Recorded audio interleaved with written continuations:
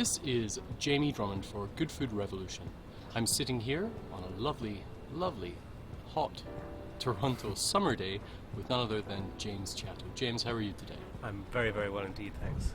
James, I'd like to speak to you, first of all, about the importance of food and drink for a young boy in England called James Chatto. Well, I was lucky. I grew up in the middle of London on the King's Road in the 60s, which was a very cool place to be. And there were a lot of interesting restaurants, and I loved the whole idea of the restaurant world. It was very glamorous and a lot of fun, full of beautiful, strange people. And my mother was a very good cook as well. She really taught me how to cook and the pleasures of food. And my godfather was an actor called Robert Morley, who was also the food critic for Punch and for Playboy. So he would sometimes take me on his reviews when I was a little boy, and he taught me all sorts of useful tricks about how you could sneak a second dessert out of the dessert trolley and things like that. And he also taught me that the most important lesson, I think, that food and the world of restaurants and wine isn't really about food and wine, it's about the people who work there and who make it and who grow it. And he was fascinated by people rather than by food. And his restaurant reviews are always stories of people who worked there. Now, I was actually speaking with another food writer, David Rosengarten, a few weeks ago, and his background was in theatre, much like yourself, because it was the theatre that brought you to Toronto for the very first time, was it not? That's right, yes. I used to be an actor, and I was in a play that came to the Royal Alex for a month, back in 76, I think, and that's where I fell in love with this city, and also with my wife Wendy, who I met there. What were your first impressions of Toronto as a food city? I really don't think of it as a food city from the 70s. I ate very poorly there. The only meal I can really remember is steak and peas and mashed potatoes at Honest Ed's, because the company were treated to a dinner there by Honest Ed, and that was fascinating.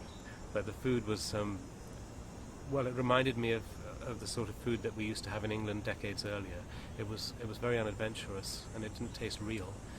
Even in the Royal York where I was staying, there was a sort of processed artificiality to most of the flavours I felt.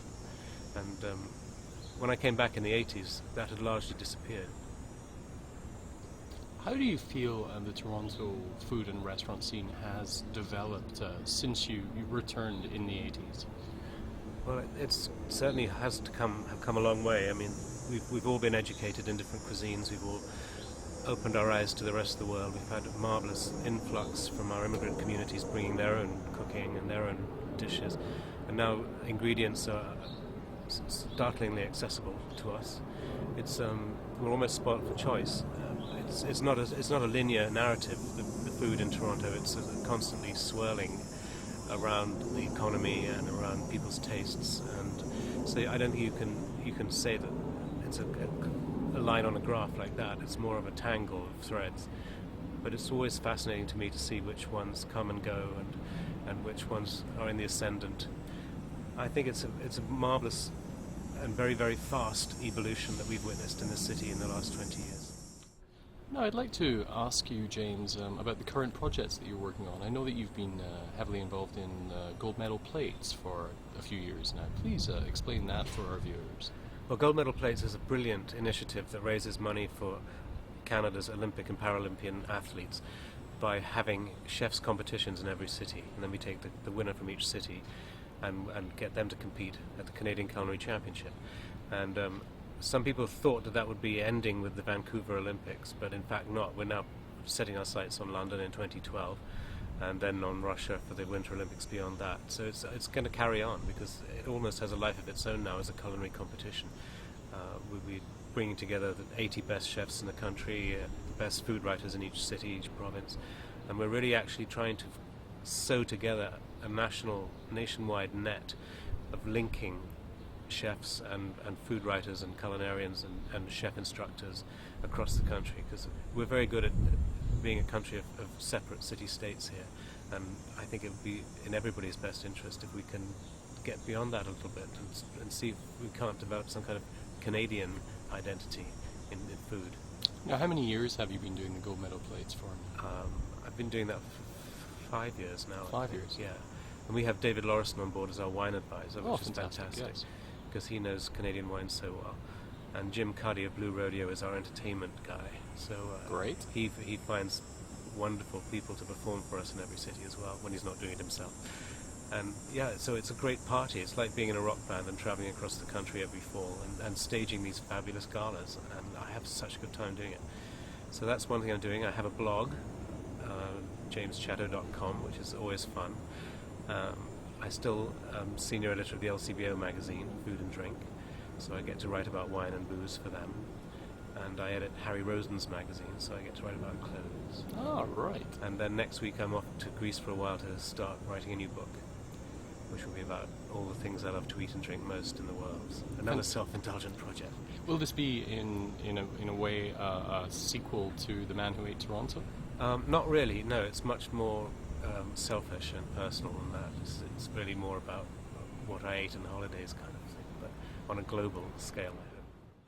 But another thing I'd like to touch upon would be food writing, and both restaurant criticism and actually food columnists. Well, how do you feel the future of food writing is progressing? Where do you think that is going? What with the deluge of food writing that one can find on the internet, some of it being of questionable quality. Please, I'd love to get your feelings upon that. I think food writing is actually going into quite an interesting phase right now. It's not a good time for it. There's a lot of indifferent writing out there, as there is also a lot of amateur opinion, and it's quite hard sometimes to sort your way through those sort of things. There seems to be a feeling in print media that they should try and imitate digital media as much as they possibly can, which I think is a huge mistake, and I don't think they're fooling anybody. Right. And what is happening, it seems to me, is that we are going through a sort of phase of dumbing down, and I think that's a shame. I don't think it's going to last. I think people still do care about good food writing, and they will return to it if it reappears. So I'm hoping that the magazines will pull their socks up a bit and recapture their confidence and decide that they do have an obligation to offer good writing, decent long-form writing about food, which is, after all, A, the principal industry of this city, and B, a major art form worldwide, and C, something that we all also enjoy. So it's really got a lot going for it, and to relegate it to captions and things like that, I think, is a disservice to everybody. Do you follow any online food blogs and the like yourself? I read people I know because it gives me pleasure to keep in touch with them in that way. I'm not very good at checking in regularly to places in the States or in England or things like that. Yes. I tend to get all my news from the Good Food Revolution. Oh, well, that's a fantastic piece of praise there. Thank you very much, James. Well, thank you for joining us today here at Good Food Revolution. We look forward to catching up with you in the future. Thank you, James. Thanks.